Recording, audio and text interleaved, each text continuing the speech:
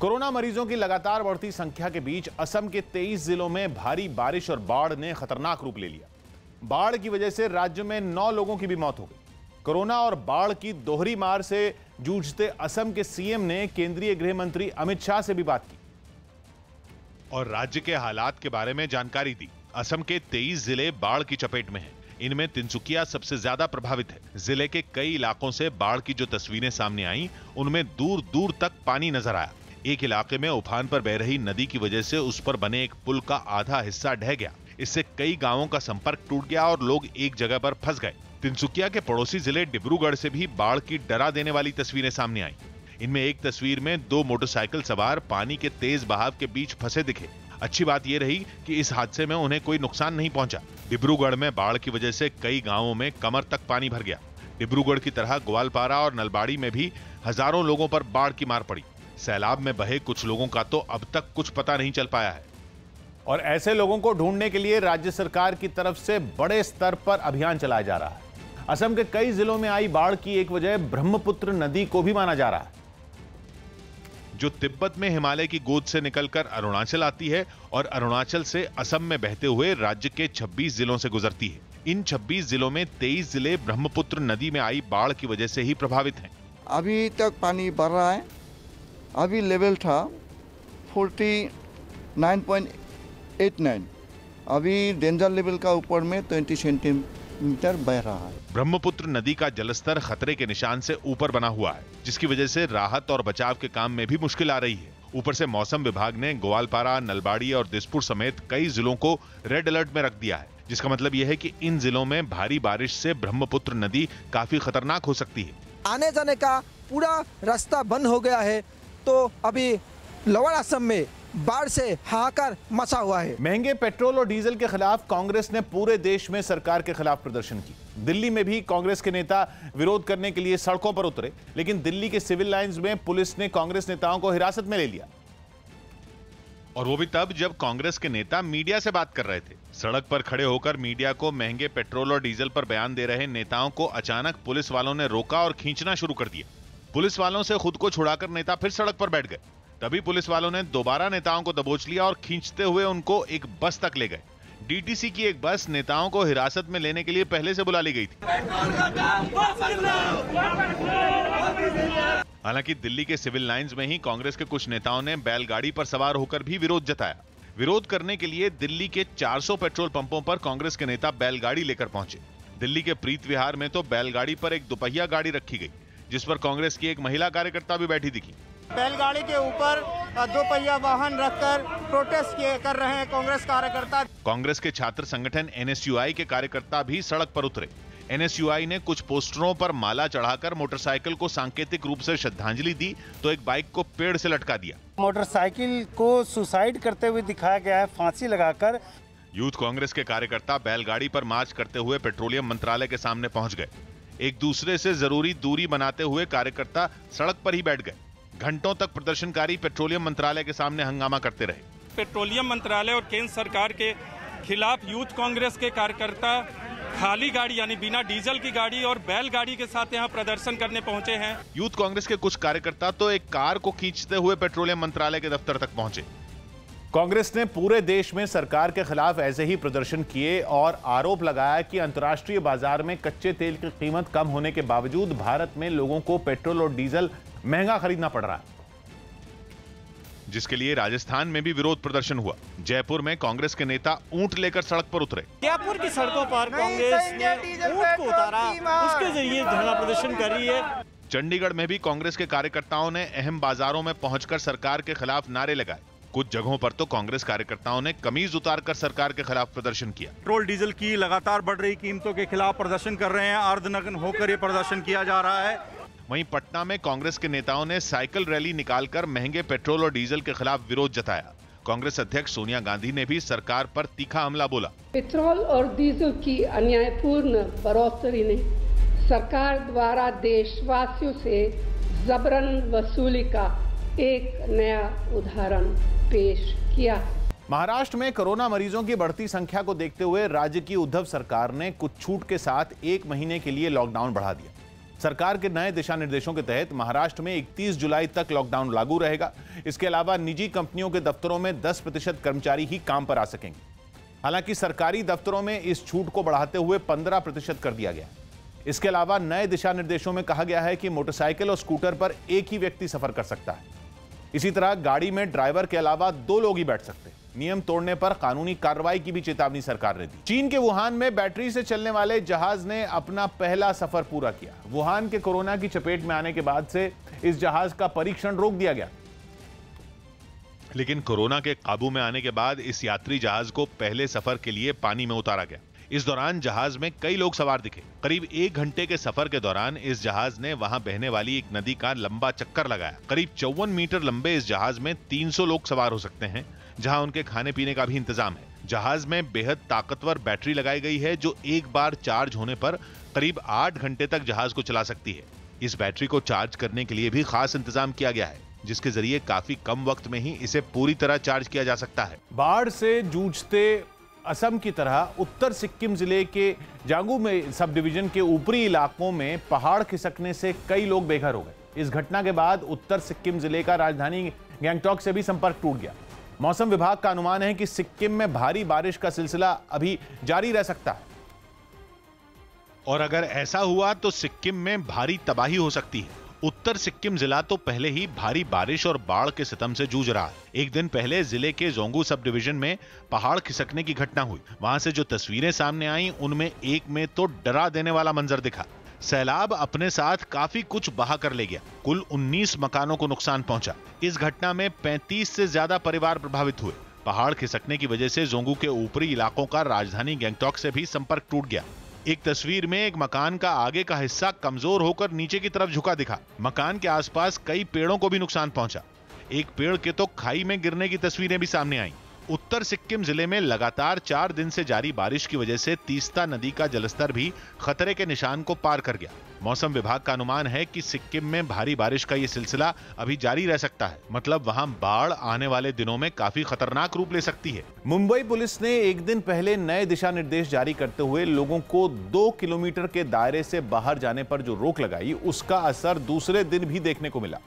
नए दिशा निर्देशों में पुलिस ने साफ बताया था कि बिना किसी जरूरी काम के अगर कोई भी शख्स अपने घर के 2 किलोमीटर के दायरे से बाहर गया तो उसके खिलाफ सख्त कार्रवाई की जाएगी। और 2 किलोमीटर के दायरे को तोड़ने वाले कई लोगों के साथ ऐसा ही हुआ। पुलिस ने न केवल उन लोगों का चालान काटा, बल्कि कई लोगों की गाड़ियां तक जब्त कर ली। एक दिन पहले मुंबई पुलिस ने जो 2 किलोमीटर की लक्ष्मण रेखा खींची थी, दूसरे दिन भी कई लोगों ने उसे पार किया। इनमें ज्यादातर वो लोग थे जिन्हें 2 किलोमीटर के दायरे का नियम मालूम ही नहीं था। पुलिस ने रोका क्यों? पता नहीं, सिंगल सीट है, मैं तो सिंगल गया कार में। मुंबई के कुर्ला, दहिसर और जोगेश्वरी समेत कई इलाकों में बैरिकेडिंग कर पुलिस ने लोगों की गाड़ियां रोकी और बेवजह घरों से बाहर निकलने पर उनका चालान काटा।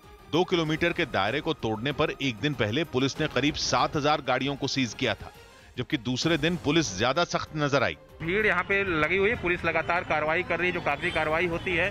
खासतौर पर पुलिस ने जो गाइडलाइन में कहा था कि अगर आप पकड़े जाते हैं पुलिस के रेंज में 2 किलोमीटर से ज्यादा निकलते हैं बिना किसी वजह से, तो आपके खिलाफ कड़ी कार्रवाई होगी। नए दिशा निर्देश जारी होने के बाद पुलिस ने साफ किया कि वो कोरोना संकट में नियम तोड़ने वालों को बिल्कुल नहीं बख्शेगी। और 2 किलोमीटर के दायरे को तोड़ने वालों को तो किसी भी कीमत पर नहीं बख्शा जाएगा। असल में एक दिन पहले मुंबई पुलिस ने जो दिशा निर्देश जारी किए थे, उनके मुताबिक जब तक कोई जरूरी काम ना हो तब तक लोग अपने घरों से बाहर नहीं निकल सकते। और अगर किसी को सामान लेने के लिए बाजार जाना है तो वो भी अपने घर के 2 किलोमीटर के दायरे से बाहर नहीं जा सकता। 2 किलोमीटर के दायरे से बाहर जाने की इजाजत केवल जरूरी सेवाओं से जुड़े लोगों और ऑफिस जाने वालों को दी गई। इसके अलावा गंभीर बीमारी के किसी मरीज के घर वाले भी इलाज के लिए 2 किलोमीटर के दायरे से बाहर जा सकते हैं। बताया गया कि 2 किलोमीटर वाला नियम तोड़ने वाले हजारों लोगों का चालान पुलिस काट चुकी है और 7000 से ज्यादा गाड़ियां भी सीज कर चुकी। गुजरात के आणंद में अपने मोबाइल से चीन के ऐप हटाने पर लोगों को मुफ्त में ड्राई फ्रूट का एक पैकेट देने दिया गया। व्यापारियों के एक संगठन ने चीन के साथ झड़प में शहीद हुए 20 भारतीय सैनिकों को श्रद्धांजलि देने और अपनी नाराजगी जताने के लिए यह अनोखी पहल की। और अपने मोबाइल से चीन के ऐप हटाने वालों को मुफ्त में ड्राई फ्रूट देना शुरू कर दिया। देखते ही देखते वहां लोगों की भीड़ जुटने लगी, जिन्हें संभालने के लिए संगठन के कई कर्मचारी तैनात नजर आए। ये कर्मचारी वहां पहुंचे लोगों के मोबाइल से चीन के ऐप हटाते और उसके बाद उन्हें ड्राई फ्रूट का एक पैकेट देते दिखाई दिए। संगठन से जुड़े एक व्यक्ति ने बताया कि लोगों को जागरूक करने के लिए उन्होंने ये पहल की। जो भी उसको रिमूव करेगा उसको 250 ग्राम ड्राई फ्रूट हमारी संस्था की ओर से फ्री में दिया जाएगा। चीन के खिलाफ इस अनोखे विरोध का लोगों ने भी खूब साथ दिया और खुद ही अपने मोबाइल से चीन के सभी ऐप हटाते नजर आए। चीन से जारी तनाव के बीच भारतीय वायुसेना की ताकत जल्द बढ़ने वाली है। जानकारी के मुताबिक 6 रफाल लड़ाकू विमानों की पहली खेप 27 जुलाई को भारत पहुंचने की उम्मीद है। हालांकि इस बारे में अभी वायुसेना की तरफ से आधिकारिक ऐलान होना बाकी है। खबर है कि रफाल विमानों का पहला दस्ता हरियाणा के अंबाला एयरबेस पर तैनात किया जाएगा, जबकि दूसरे दस्ते की तैनाती बंगाल के हासीमारा एयरबेस पर की जाएगी। भारत ने सितंबर 2016 में फ्रांस के साथ 36 रफाल लड़ाकू विमानों की डील की थी, जिसके तहत 6 विमानों की यह पहली खेप भारत पहुंचेगी। उत्तर प्रदेश में टिड्डियों के हमले को नाकाम करने में प्रशासन की कई टीमें जुट गईं। राज्य के कई जिलों में टिड्डी दलों ने हमला किया, जिससे फसल को काफी नुकसान पहुंचा। औरैया में भी टिड्डियों के दल ने हमला किया।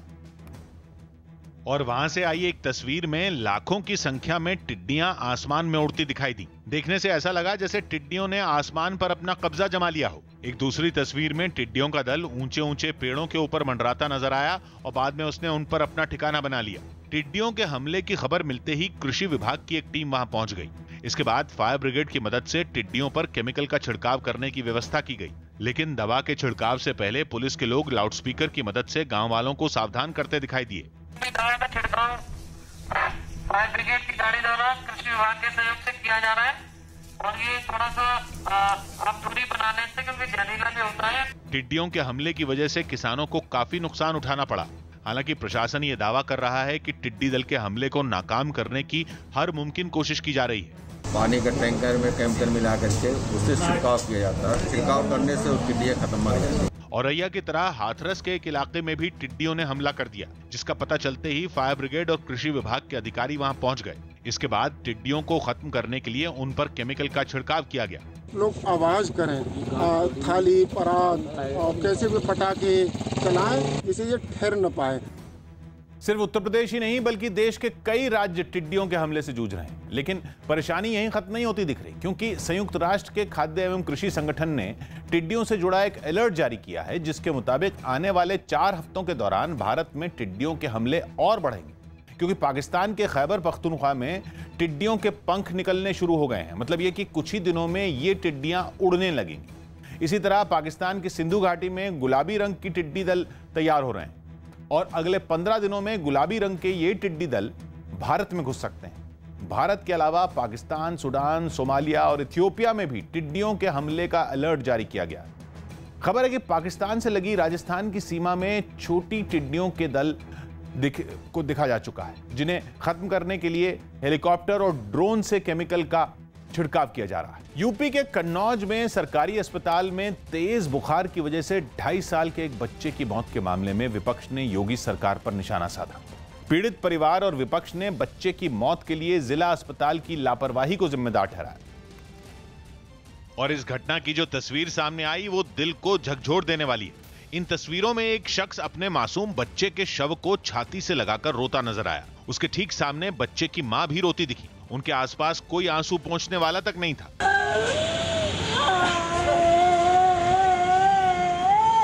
पिता कभी अपने बेटे के शव को सीने से लगाकर रोता दिखता तो कभी गोद में लेकर उसे निहारता नजर आता। पिता का आरोप है कि गांव में बच्चे की तबीयत ज्यादा बिगड़ जाने पर उसे तुरंत बेहतर इलाज मिल सके, इसके लिए वो कन्नौज के जिला अस्पताल आए। लेकिन घंटों भटकने के बाद ही बच्चे को इमरजेंसी में दाखिल किया गया। आरोप लगा कि इलाज शुरू होने में इतनी देरी हुई कि बच्चे ने दम तोड़ दिया। लापरवाही से बच्चा खत्म हो गया है। बेटे की मौत के बाद पिता उसका शव लेकर इमरजेंसी वार्ड के बाहर आते दिखे और फिर उनका सब्र जवाब दे गया। इन तस्वीरों के सामने आने के बाद समाजवादी पार्टी और कांग्रेस ने योगी सरकार पर निशाना साधा और बच्चे की मौत के लिए अस्पताल की लापरवाही के साथ ही योगी सरकार को भी जिम्मेदार ठहराया। हालांकि अस्पताल प्रशासन ने बच्चे के इलाज में लापरवाही के आरोप को सिरे से नकार दिया। मुंबई में पुलिस की सख्ती की वजह से कई इलाकों में जैम लग गया और लोग घंटों जैम में फंसे रहे। एक दिन पहले नए दिशा निर्देश जारी करने के बाद मुंबई के कई इलाकों में पुलिस ने सड़कों पर उतरकर सख्ती दिखाई और उस सख्ती का असर यह हुआ कि मुंबई के कई इलाकों में लंबा जैम लग गया। पुलिस वाले गाड़ियों को रोककर उनकी तलाशी लेते रहे और पीछे सड़क पर गाड़ियों की लंबी कतार लगती चली गई। मीरा रोड इलाके में तो सुबह के वक्त ही कई किलोमीटर लंबा जाम लग गया। कई बसें, ट्रक, मोटरसाइकिलें और कारें उस जाम में रेंगती नजर आईं। मुलुंड इलाके में भी पुलिस की सख्ती की वजह से कई लोग घंटों जाम में फंसे रहे। दहिसर इलाके में एक आदमी ने अपने घर की बालकनी से ट्रैफिक जाम का वीडियो बनाया, जिसमें गाड़ियों की कई किलोमीटर लंबी कतार नजर आई। जाम की सबसे बड़ी वजह यह रही कि पुलिस ने 2 किलोमीटर के दायरे से बाहर निकले लोगों की सख्ती से तलाशी ली और उनमें कई लोगों की गाड़ियां सीज कर दी गईं। मुंबई पुलिस की सख्ती जायज है, क्योंकि जिस तरह से नॉर्थ मुंबई में कोरोना के मामले लगातार सामने आ रहे हैं, हॉटस्पॉट बन रहा है, उसको देखते हुए ये सख्ती मुंबई पुलिस को बरतनी पड़ी है। उत्तर प्रदेश की योगी सरकार ने यूपी बोर्ड की 10वीं और 12वीं की परीक्षाओं में टॉप करने वाले 20 छात्रों के घर तक पक्की सड़क बनाने का ऐलान किया। सरकार की तरफ से यह भी कहा गया कि टॉप करने वाले छात्रों को 1-1 लाख रुपए और लैपटॉप भी दिया जाएगा। और कहा जा रहा है कि छात्रों को पहली बार इस तरह का कोई तोहफा मिलने जा रहा है। सीतापुर के बघाइन गांव में तो लोग काफी खुश दिखे। इस गांव में रहने वाली शिवानी नाम की छात्रा ने यूपी बोर्ड की 10वीं की परीक्षा में 4था स्थान हासिल किया है और सरकार के ऐलान के मुताबिक अब गांव में उसके घर तक पक्की सड़क बनाई जाएगी, जो अभी खस्ताहाल है। हम यही चाहेंगे कि ये वाली रोड बने, जिससे बच्चों को भी आसानी हो और गांव वालों को भी आसानी हो। शिवानी की तरह फतेहपुर जिले के शादीपुर इलाके में भी लोग सरकार के फैसले से उत्साहित दिखे। इस इलाके में रहने वाली मनु मिश्रा नाम की लड़की ने यूपी बोर्ड की 12वीं की परीक्षा में 8वां नंबर हासिल किया है। वैसे तो उसके घर तक सड़क बनी हुई है, लेकिन ये सड़क कच्ची है और अब सरकार के ऐलान के बाद वहां पक्की सड़क बनाई जाएगी, जिससे छात्रा के घर वाले तो खुश हैं ही, पड़ोसी भी उसे बधाई दे रहे हैं। मोहल्ले की लड़की जो है टॉप किया जिसे, तो उसी के नाम में सड़क बने तो बहुत अच्छा है। पाकिस्तान में कराची स्टॉक एक्सचेंज की बिल्डिंग पर हुए आतंकी हमले में एक सब इंस्पेक्टर समेत 7 लोगों की मौत हो गई। दावा है कि इस हमले के कुछ ही मिनटों में पाकिस्तान के सुरक्षा बल ने 4 आतंकियों को ढेर कर दिया। बलोच लिबरेशन आर्मी की मजीद ब्रिगेड की तरफ से इस हमले की जिम्मेदारी ली गई, जिसका एक दिल दहला देने वाला वीडियो भी सामने आया। वीडियो में दिखा कि आतंकियों ने कराची स्टॉक एक्सचेंज की बिल्डिंग में पिछले वाले गेट से घुसने की कोशिश की। बिल्डिंग में घुसने से पहले जब बाहर की चेक पोस्ट पर सुरक्षा कर्मियों ने उन्हें रोका और उनसे उनकी पहचान बताने के लिए कहा, तो उन्होंने अंधाधुंध गोलियां चलानी शुरू कर दी। सर मेन बिल्डिंग है ना, उसके ऊपर हो रहा है। सर कुछ लूटने के लिए आए हैं, बहुत गंदा किस्म का वो हो रहा है, सर फायरिंग हो रही है। कहा जा रहा है कि आतंकियों ने तय कर रखा था कि वो गाड़ी से ही अंदर दाखिल होंगे, पर जब वो इसमें नाकाम हुए तो उन्होंने गाड़ी को बाहर ही छोड़ दिया। आतंकियों की तरफ से बाहर चेक पोस्ट पर तैनात सुरक्षा कर्मियों पर ताबड़तोड़ गोलियां चलाई गईं। उन पर ग्रेनेड भी फेंके गए। बम धमाकों और गोलियों की आवाज सुनकर इलाके में अफरा तफरी मच गई। सर फायरिंग हो रही है, गाड़ी में लेके आए बंदे को। अभी अंदर घुस रहा है। सर अभी अंदर घुस रहे हैं सुरक्षा कर्मी। सर अभी सबको बोल दे कि कोई यहाँ पे नहीं है, मेन एंट्रेंस में बहुत शरीर किस्म की फायरिंग हो रही है। पाकिस्तानी एजेंसियों ने बताया कि हमलावरों ने पुलिस की जैसी वर्दी पहनी हुई थी और बताया जा रहा है कि वो बिल्डिंग में उस जगह पर पहुंचना चाहते थे जहां ट्रेडिंग होती है, लेकिन बाहर गोलियां चलने के बाद हमले को नाकाम करने के लिए पुलिस और सुरक्षा बल की टुकड़ियां वहां पहुंच गई। लेकिन 2 आतंकी बिल्डिंग के सबसे आगे वाले हिस्से में पहुंचने में कामयाब रहे। इनमें एक आतंकी को सीढ़ियों पर जवानों ने ढेर कर दिया। अंदर फर्श पर खून के धब्बे देखे गए। बाहर से बनाए गए एक वीडियो में गोलियों की आवाज भी सुनी गई।